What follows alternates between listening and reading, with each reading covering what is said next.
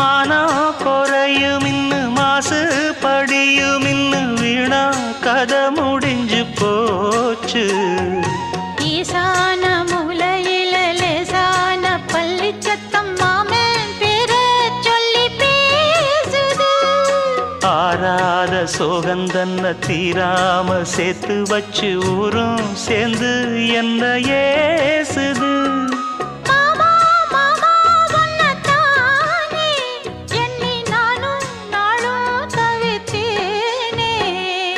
கூண்டுக்குள்ள என்ன வச்சு கூடி நின்ன ஊற விட்டு கூண்டுக்குள்ள போனதென்ன கோலக்கிளியே.